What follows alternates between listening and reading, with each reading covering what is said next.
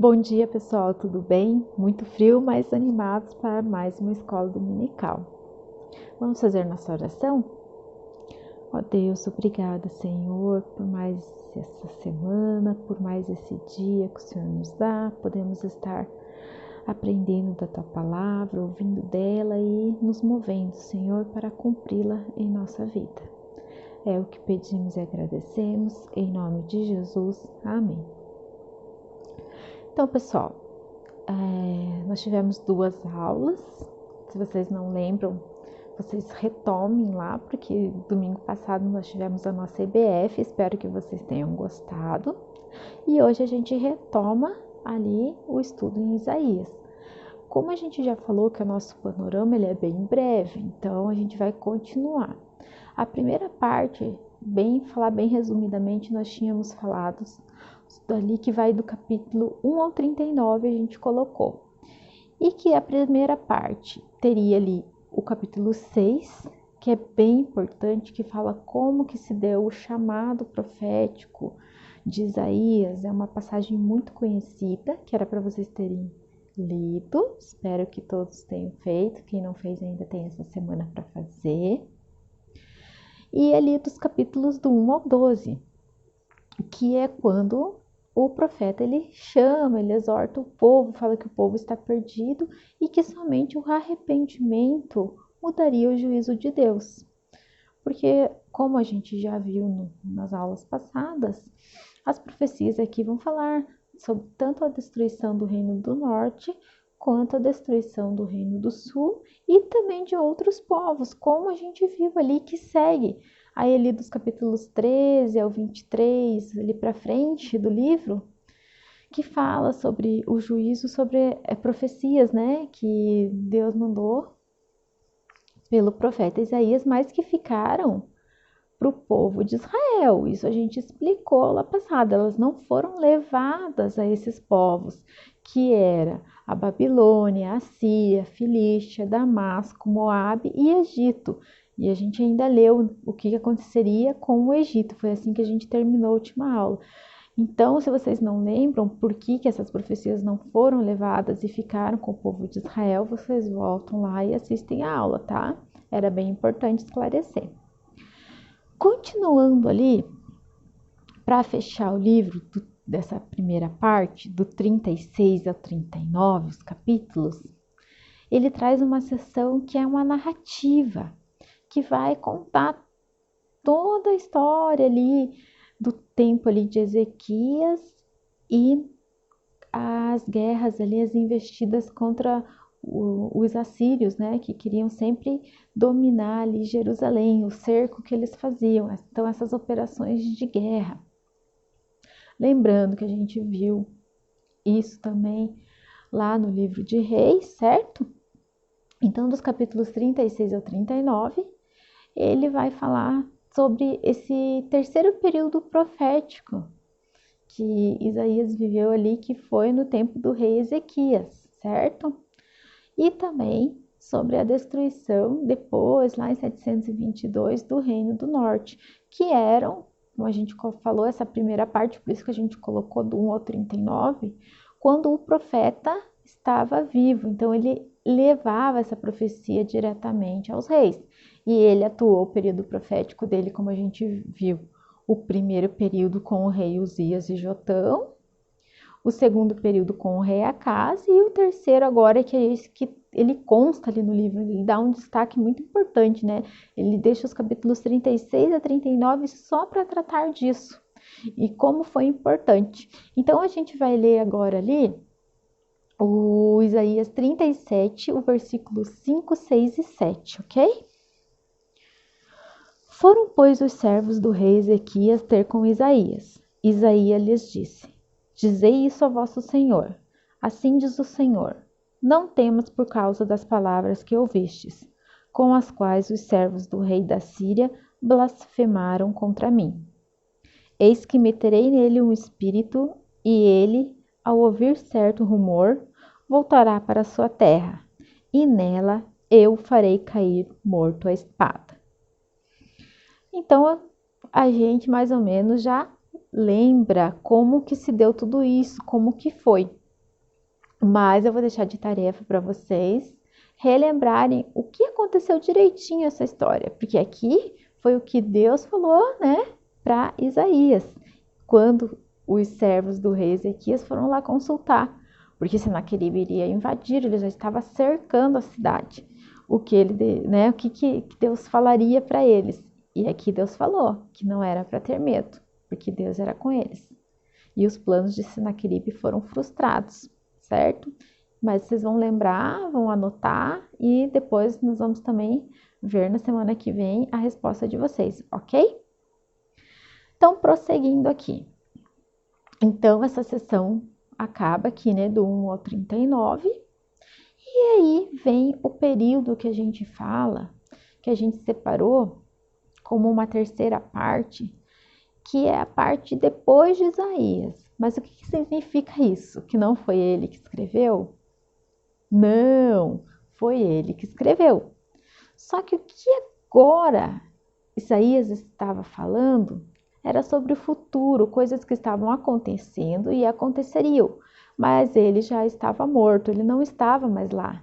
Ele não deixaria essas profecias diretamente para os reis, como ele fazia no tempo de trabalho profético, que ele estava atuando diretamente ali com os reis, certo? Como a gente acabou de ler, né? Os reis consultaram ele, ele falava, ele não. Agora ele já estava morto. Então, eram coisas que estavam acontecendo ou aconteceriam, certo? Vamos ler ali o capítulo 40, o versículo 1 e o versículo 2. Então, vamos ver o que falaria sobre essas profecias de redenção e restauração, um consolo para o povo. Consolai, consolai o meu povo, diz o vosso Deus. Falai ao coração de Jerusalém, bradai-lhe que já é findo o tempo da sua milícia, que a sua iniquidade está perdoada e que já recebeu em dobro das mãos do Senhor por todos os seus pecados. Então é isso, o que a gente fala, é um consolo, é uma restauração para quem? Para o povo que ficou remanescente de Israel. E quem é esse povo? É o povo que sobreviveu, que voltou do cativeiro babilônico, certo? E ali ele continua deixando registrado todas essas coisas, esses eventos que vão acontecer, ok? No capítulo 42, ele segue falando ali sobre o servo. Nós não vamos ler aqui, mas depois vocês podem ler com mais atenção. É só para a gente deixar registrado que quando ele inicia ali o capítulo 42, esse servo ele ainda se refere ao remanescente de Israel, tá? Que voltou do exílio.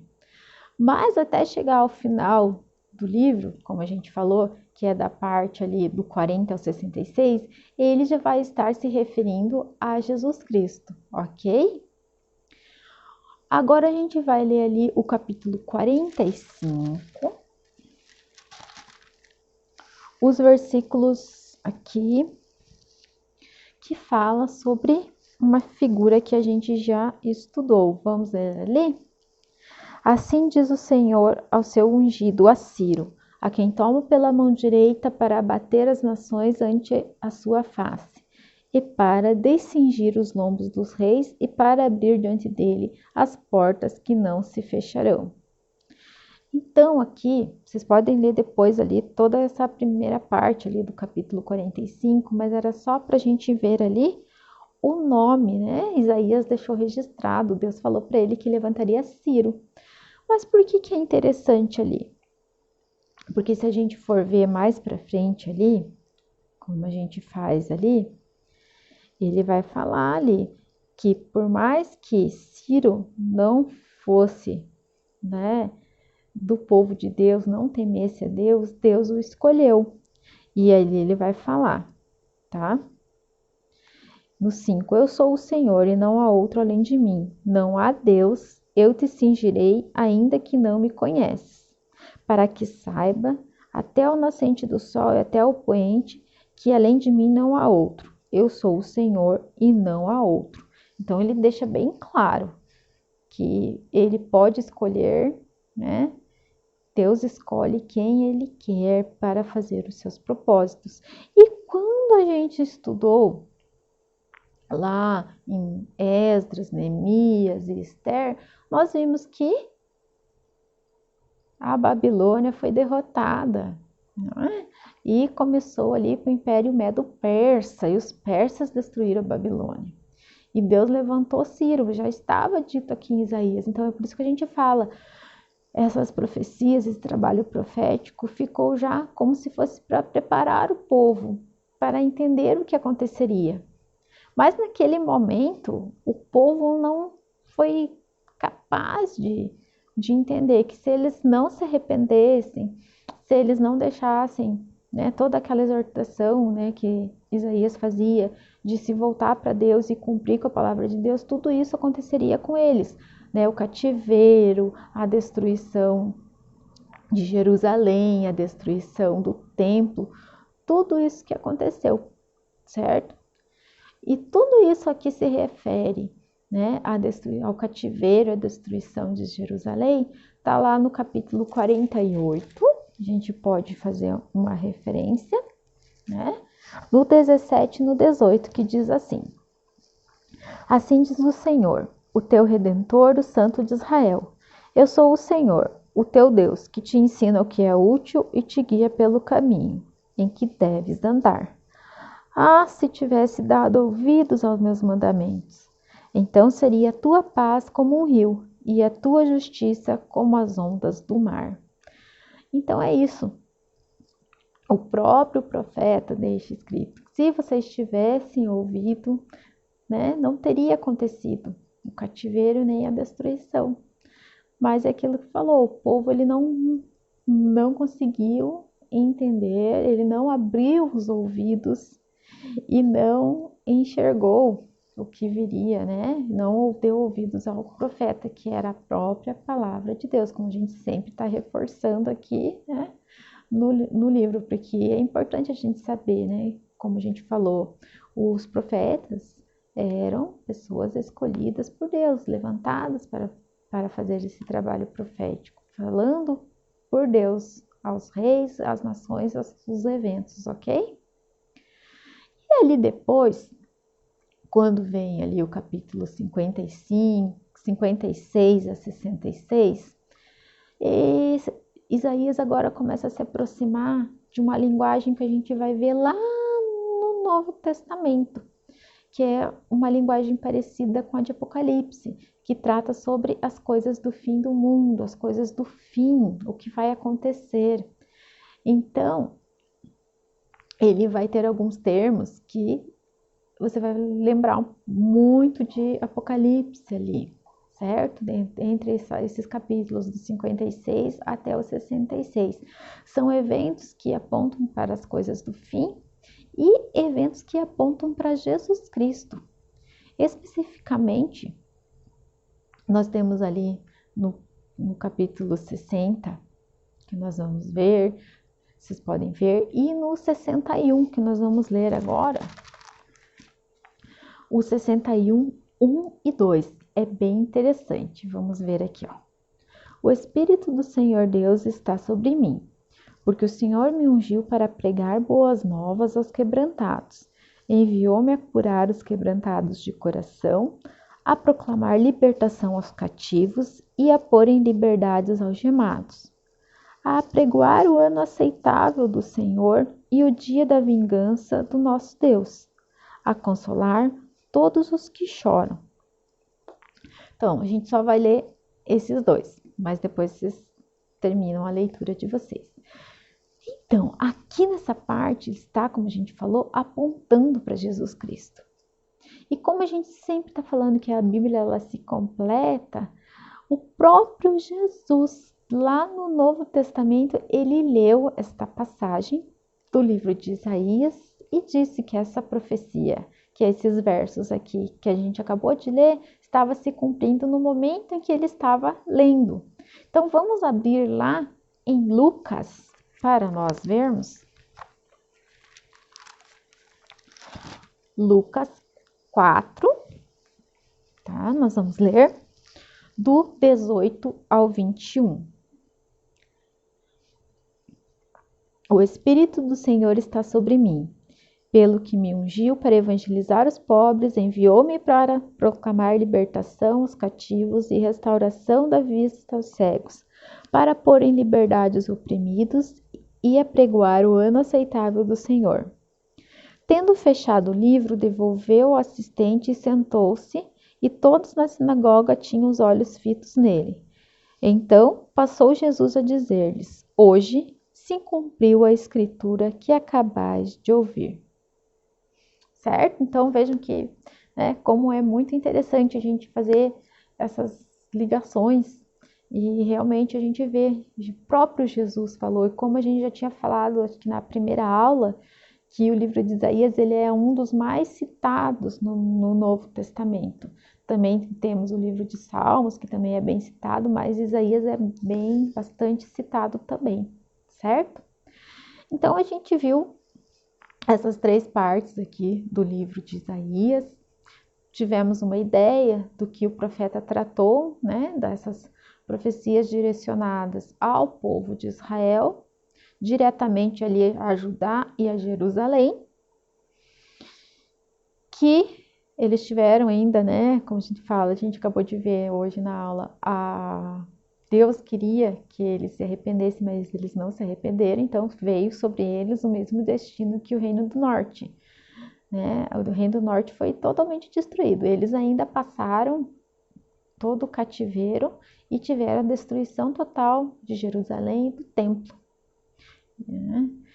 E também nós vimos como que é o trabalho profético, e assim nós vamos estar vendo, né, mais profetas daqui por diante, certo, pessoal? Semana que vem nós vamos ter a nossa aula no Zoom, então respondo as perguntas, acho que na aula 1 ou 2 tem perguntas, hoje eu fiz mais uma pergunta e semana que vem nós vamos fazer também um exercício parecido com esse que a gente fez agora no final. Nós vamos ler, né, como a gente falou que o livro de Isaías tratava sobre Jesus, né, que ele era um livro que falava sobre o Messias, nós vamos apontar também mais algumas passagens para ver, né, fazer a correspondência entre o Antigo Testamento, lá no livro de Isaías, e o Novo Testamento, certo? Então tenha uma boa semana, até semana que vem.